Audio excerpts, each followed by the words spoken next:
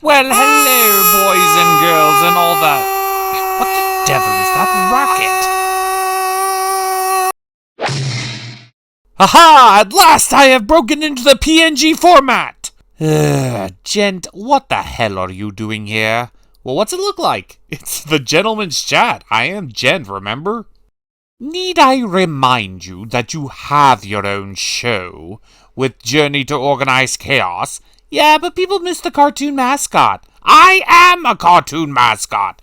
Yeah, but you aren't me. Oh, you pompous, egotistical, maniacal... Pot me kettle.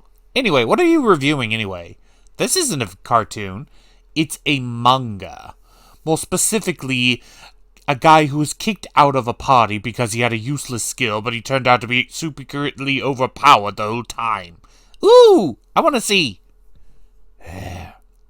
This is the Beastmaster who was kicked out of the S-Ranked party. Chapters 9 and 10. The chapter begins where we last left off. The old party running into Lox and his new elf friend Shannon. That guy kinda looks like a dick. Yeah, he really is a dick. He's the gladiator. You wouldn't have even guessed that him and Lox were childhood friends. The gladiator is literally telling poor Lox that he should beg on his hands and knees for forgiveness if he wants back into the party. He looks like the type of guy who thinks he's hot shit because he found the overpowered weapon in Fortnite first, just to get headshot later. He quite frankly looks like the type of guy who thinks he's hot shit because he got the DLC pack, just to get railroaded and runs to mommy because someone showed up with actual skill. Well, Shannon steps up to defend Lox and tells the little gladiator to back off. And Lox tells her that he's not associating himself with him anymore, so it doesn't matter.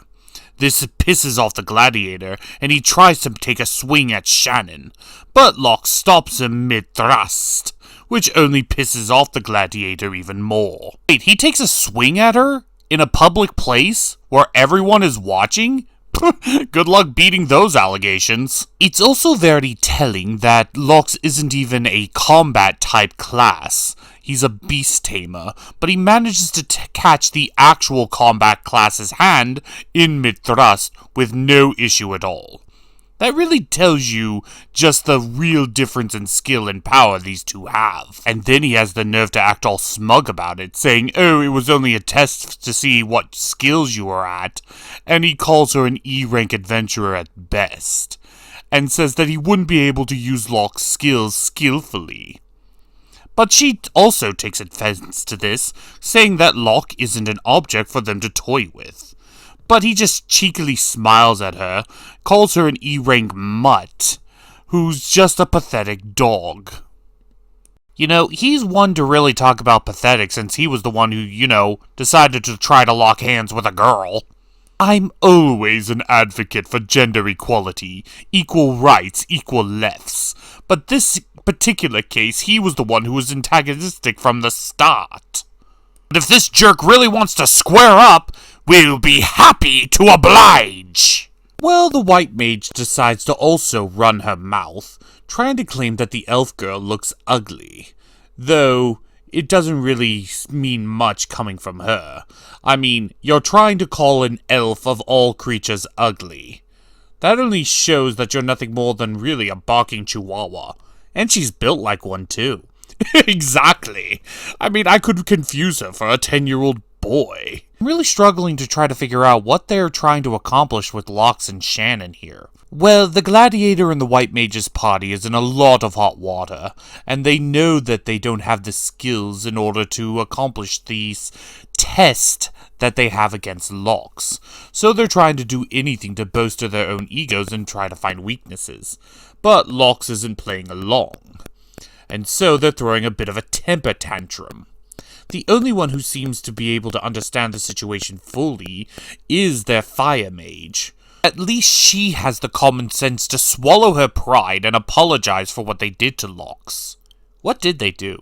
They abandoned him in a dungeon and left him to die, after calling him weak and kicking him out of the party for a murderous hero. Oh, is that all? Yes, but it was also revealed that Lox is the only reason they were so powerful to begin with because of his unique skills and abilities that only he possesses. After kicking him out, they lost access to those abilities, and now they're trying to win his favor back. They're doing a piss poor job doing it. Oh yes, let's act all smug, high and mighty, and prideful to the guy who's the only reason we're successful. I'm sure that'll bully him into being our servant again. Ugh, the idiots.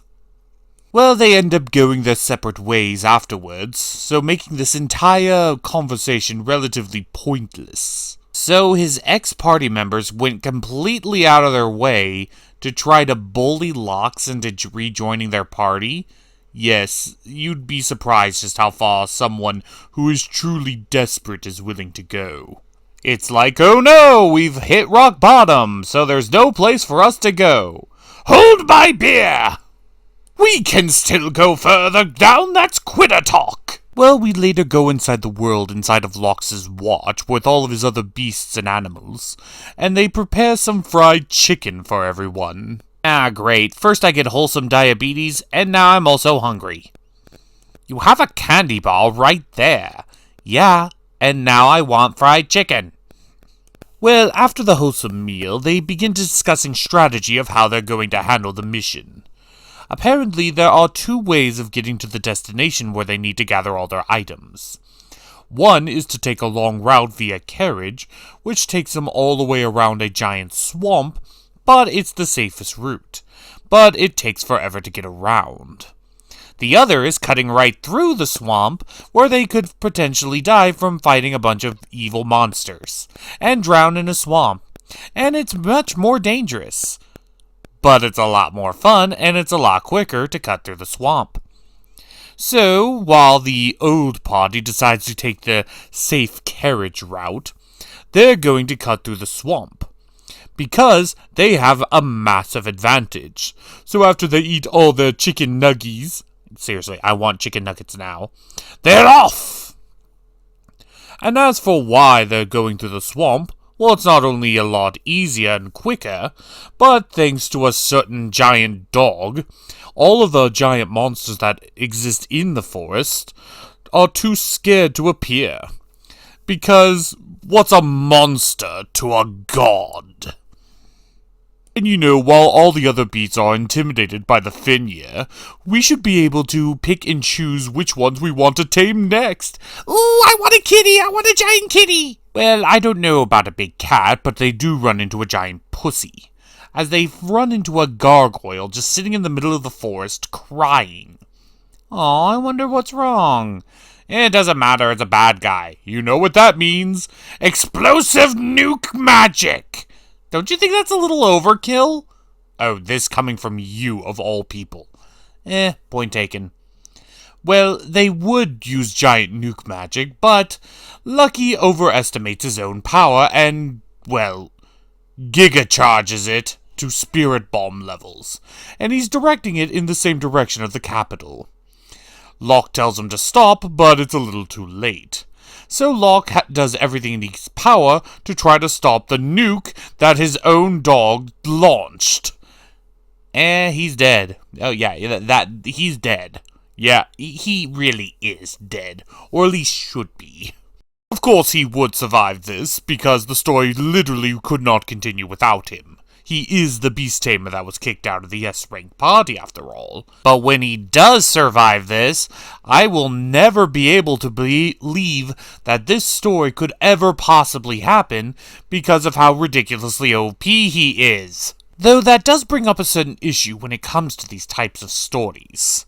The kicked out of the party but they were secretly OP the whole time type of thing. If he has enough power to be able to put a shield up in order to tank a magical nuke from a god, then how the hell was he so underappreciated and used as a baggage boy at the very beginning of the story? To the point where his old party tried to kick him out. Yeah, after seeing his old party, I can understand that they're a bunch of morons, but even they should be able to recognize someone of that level of superior skill.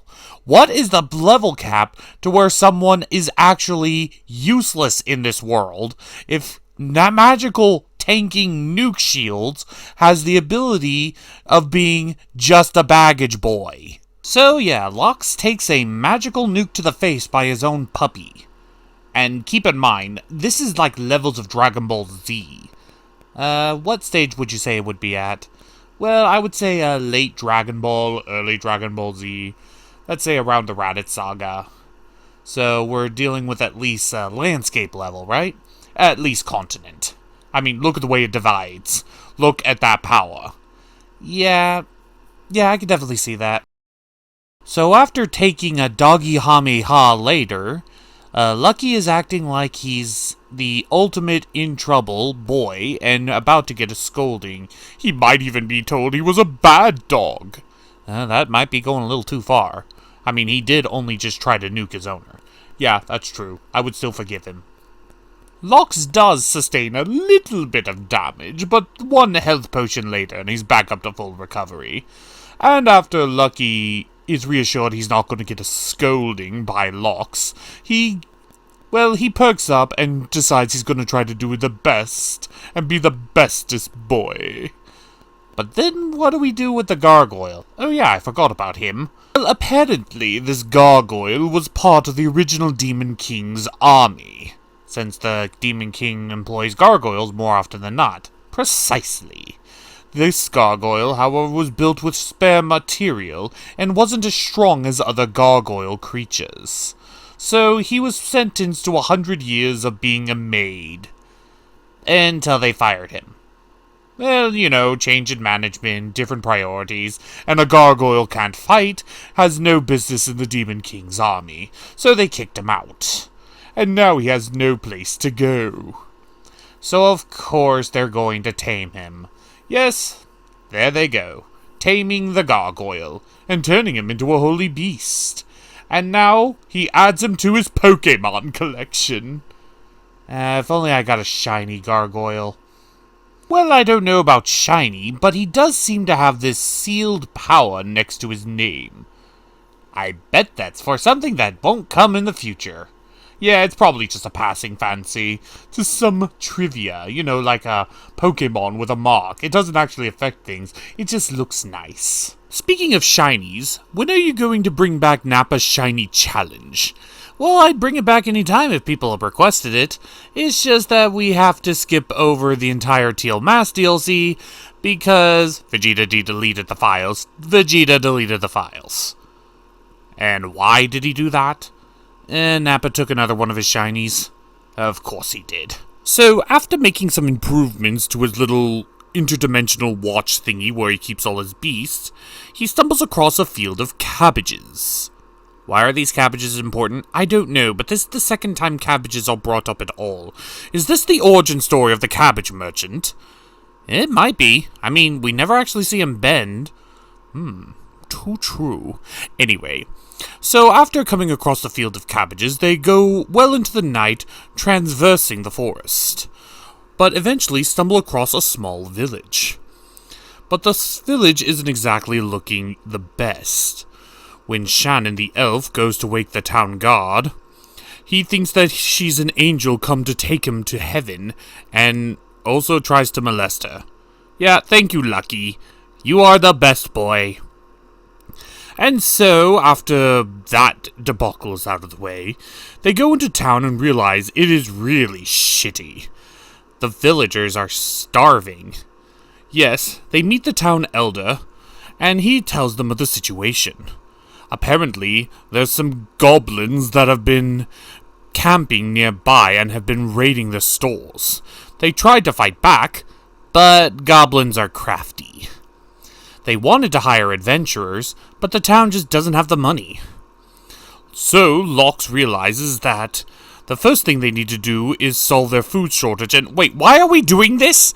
Aren't we on a quest already? This feels like very much filler arc territory. Yes, I realize that Lox is the hero, and heroes want to do the right thing, but that shouldn't come at the expense of relevance. I mean, with Lucky, the army ants, and all the beasts he's already gathered, he could go to the place, gather all the materials, complete the quest, and then come back in record time. Exactly. There's no reason to help them now. Yes, the village is on the brink of starvation, but he tells them about the cabbages anyway, so they could just get the cabbages, make some soup, and that will fill their bellies enough so we can complete the quest and then come back and fix the village if we want to. Well, I guess the motivation is all financial gain because he wants 10% of all the profits made after he repairs the town and their main export becomes cabbages. Are we absolutely certain that this guy isn't the cabbage merchant predating Avatar?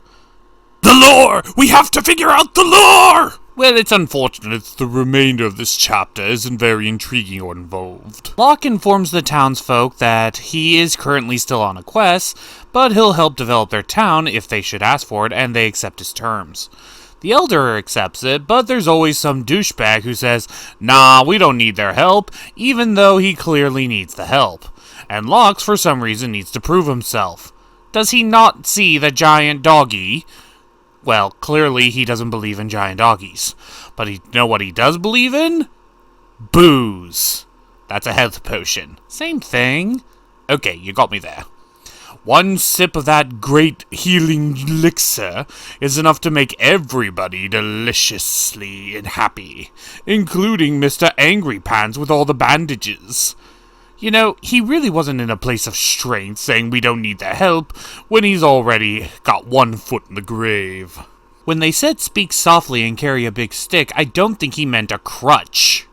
So after absorbing the healing fluids, he accepts Locke's help, and so Locke officially takes up the side quest. So not only gathering all the monster materials, but also urban development. Apparently. I'm not sure how I feel about this series moving forward. On one hand, I feel like I should like it, but on the other hand, it's so full of holes it reminds me of Swiss cheese. This story reminds me a lot of She-Ra, rather than the events of the story being influenced by the characters are influenced and directed by the story. Locke definitely gives off strong Kirito vibes, meaning he's a bit of a Mary Sue at this point. Taming that gargoyle definitely opened up Pandora's box for him to gather a harem of beast girls. Taming humanoid races. I mean, hell, he already has the ant children. And if he already had enough magical power in order to stop a magical nuke from his Finir, then why the hell didn't he just use that magical power when he was part of the evil party? I don't mind a story with a few plot holes, but eventually those plot holes pile up. You gotta have some kind of justification. But I will say, the animals and the beasts that he gets really do have a lot more personality than our main hero Locke does. They're the reasons why I want to continue reading the series. Yeah, they're kind of the main focal point at this point. I would say that they suffer from old-school Disney syndrome, where the main characters are about as interesting as a block of cheese, but all the side characters around them are just brimming with so much life and personality that they're the main focal points. I mean, we all love Snow White, but we remember the Seven Dwarfs more than we remember Snow White, or Prince Charming. This story is so adorable, with it being so simple and easy to follow, even if the main characters are bland. It has cute, funny animals doing cute, funny animal things. And really, that's the big selling point. If you enjoy just something wholesome and slice-of-life-ish, then you definitely enjoy this. On top of that, we can't wait to find out what happens when the evil party gets their comeuppance. Oh yes! I can't wait to see their true failures! But until then, I'm your host Rehash, the stirrer of chaos, and I'm Gent, the organizer of chaos, and we will see you next time. Wait, you're coming here next time? I live here. Shit.